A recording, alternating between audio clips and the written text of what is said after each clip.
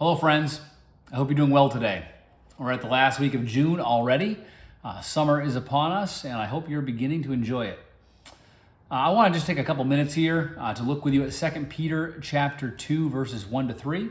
We've been slowly going through the letter of 2 Peter in a devotional series and trying to learn from his writings to followers of Christ almost 2,000 years ago who were living in the Roman Empire, living in a setting where they were beginning to experience persecution and opposition, and we're looking to learn from them.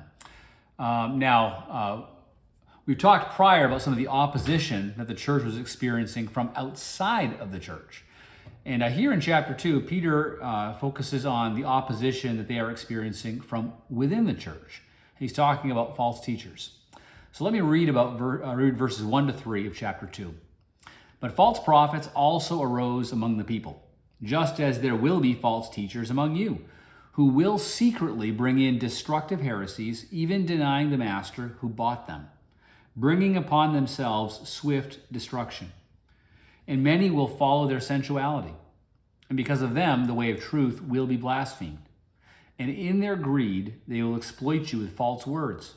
Their condemnation from long ago is not idle, and their destruction is not asleep. Peter then goes on in the rest of this chapter to dive more deeply into the false teaching that these Christians were interacting with. He talked about false teachers who were espousing an unbiblical or ungodly view of sexuality. He was talking about false teachers who were motivated by greed, by the love of money. And he's talking about false teachers who had an ungodly view of authority. They were not respectful and submissive to the authorities that God had put in place. So sexuality, money, and authority. Some things don't change. And that's part of why Peter is writing this. First of all, he's trying to encourage his hearers with a historical perspective. He's letting them know that they're not the first in a long line of God's people to experience false ideologies, to have to discern truth from error. He mentions 3 different examples historically. He talked about Noah, who he called a herald of righteousness, who lived in a day where he and his family were the only ones who were following God's ways. He wrote about Lot, who lived in godless Sodom and Gomorrah. And God brought judgment on Sodom and Gomorrah, but delivered Lot out of that situation. Then he talked about Balaam later on in chapter 2, the prophet who was hired by the enemies of Israel to bring a curse on them. And try as he might, Balaam was not able to do so. But Balaam was motivated by greed. And so, Peter wants his hearers to understand that throughout every age, there has been false teachers and false teaching. And throughout every age, God's people have had to discern what is true, what God says is right, from what others is saying is true and right. And it's important for us to have this perspective too, that we're not the only age to be faced with the challenges that we're facing. Yes, we are dealing with some challenges and issues that seem very pronounced in our day. But we should not give in to fear or an overly negative view to think that we are living in the darkest days ever. We are not. We are living in a long line of God's people who have had to discern truth from error. And so this historical perspective helps give us an anchoring that just as God preserved his people through all those previous generations, God will preserve us today. And so we have confidence, not just in our efforts, in our words, in our actions, but in the God who preserves his people.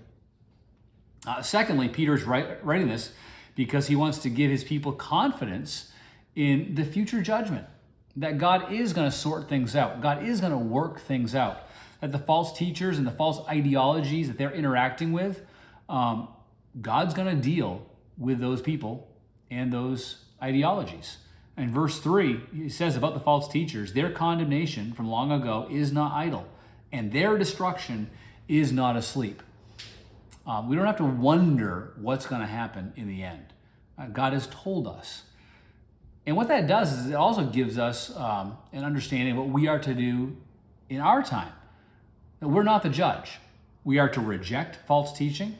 We're to help others not be lured in by false teaching, but ultimately, God is the one that these people will stand before. And we leave the judgment to God. And he most certainly will sort things out. So Peter gives a historical perspective. He gives a future confidence based on the coming judgment. And then also there's a call to present action. This whole chapter on false teaching is written as a warning.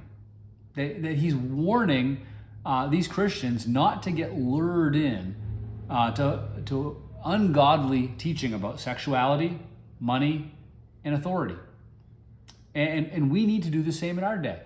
There's always a call to be teaching what is true, what God has to say about sexuality, money, and authority. And what I find really insightful here is Peter's not harping on what the Roman Empire is saying about those three things. And he's talking about the false teaching that's coming out of the church. And I think in our day and age, we need to do the same thing.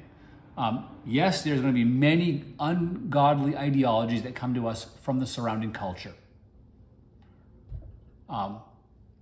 Right now, we need to view our culture as a culture that is far from Christ, a culture that needs Jesus, a culture to which we are sent as witnesses. Now, when the false teaching is coming out of the church, that's a different matter.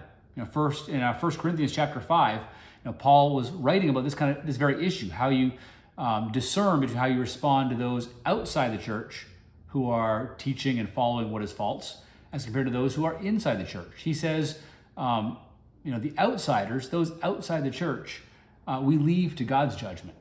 But those inside the church who are saying what is untrue and leading others astray, we are to deal with them strongly. And so in our day and age, I think we need to be very mindful of this call to be teaching what is true and to be exposing what is false within the church and to be living sent to the world that God loves and Christ died for. This is what followers of Christ have done for centuries, and I'm looking forward to continuing with you in the future. Thanks. God bless.